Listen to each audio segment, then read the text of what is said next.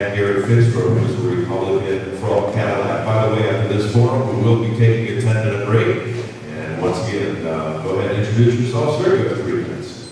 Thank you very much. First of all, I'd like to thank everyone for coming out. This is the first chance I've had, other than a small meeting, to stand before people, listen, and ask questions. So it's a great opportunity for me to be here today. Thank you very much. I am the President Representative for the 102nd District, representing the cost of Western Osceola counties. I have done that, and I am one of the term limited representatives. There's some 32 or 36 of us that will term up this year. I was born and raised as a dairy farmer north of Everett, Michigan, about 6 miles. My father was a dairy farmer, my mother worked in the factory. At the age of 19, went to the local bank, was employed there, and retired out of banking after 4 years.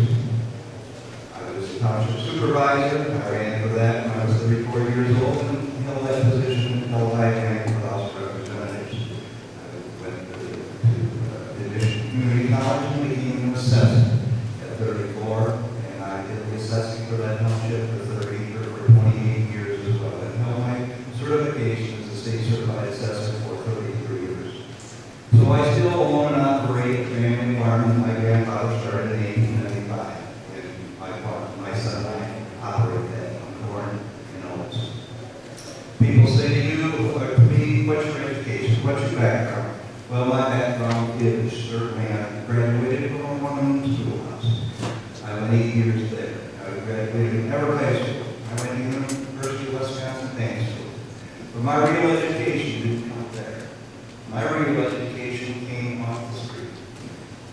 As a banker who sat across from me, commercial loans, small business loans, running the operations of the bank, that's the education. Listen to the people. Second place I got my education was up behind the barn with my father's hand on my shoulder. Third place I got my education was on the front porch in my grandfather's house. And that 72-year-old man grabbed on me, told me what I ought to do, and I got an education. That's what I have, and that's where it comes from. Why did I run for the House of Representatives, for the Senate, after representing the House for 6 years? We haven't been the best 6 years that you could pick if you were going to be a state representative.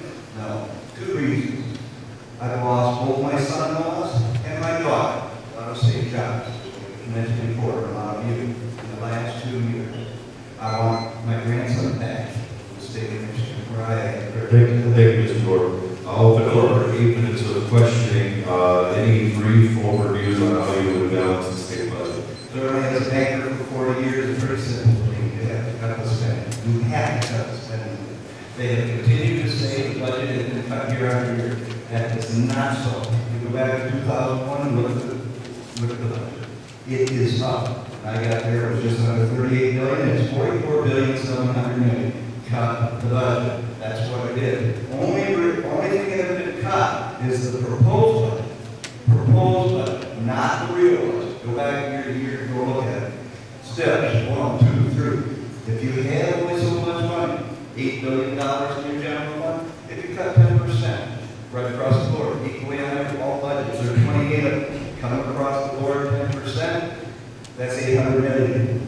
We got $514 million coming in from Medicaid because we have high unemployment.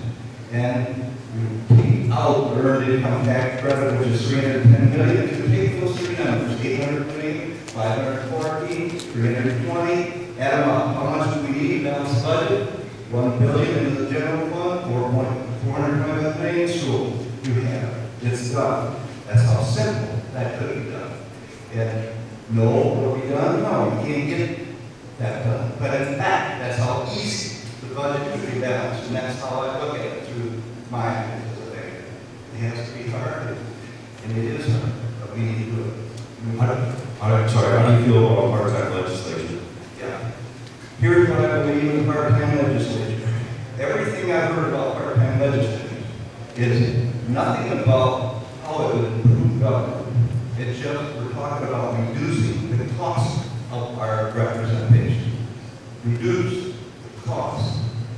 If it is the reducing of the cost, then just cut the wages. Just cut the wages in half. My family fought and died and never war for the right to have democracy. Only thing to do by the part-time legislator is turn the power over to the people that have it now, and that's the lobbyists and the department heads. That is who gets the power.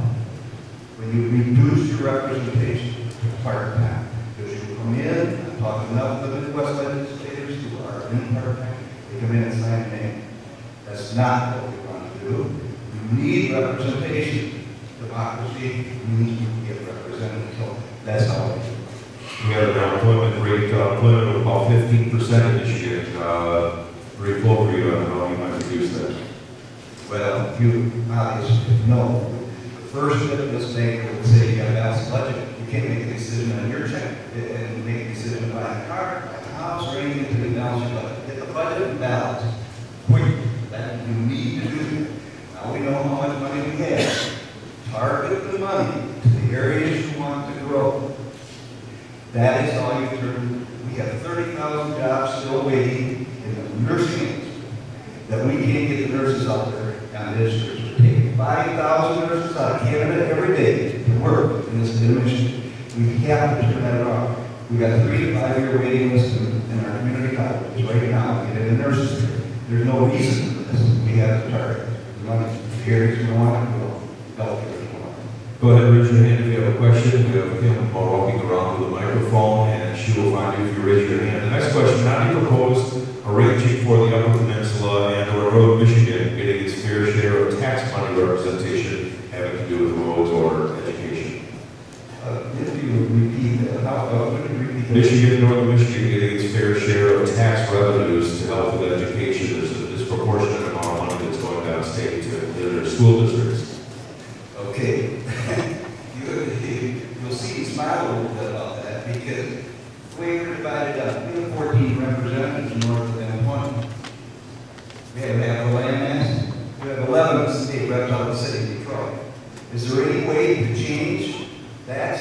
You are split right now, 67 and 43, Republicans to Democrats in the House. So when I first got there in 2005, we were divided 58-52. 11 state reps blocked. So how do you do that if you don't get representation by population? The only way you can get your fair share is to change that because we don't have voices in Lansing in our portion of the state. Yep. Any questions? I was wondering where you got information on the nurses and how many were hired from Canada, because over half of the NLC's graduated class this past June. The nurses are licensed, they have passed their boards and have not been hired. They apply both in the Traverse City area, downstate, and out of state.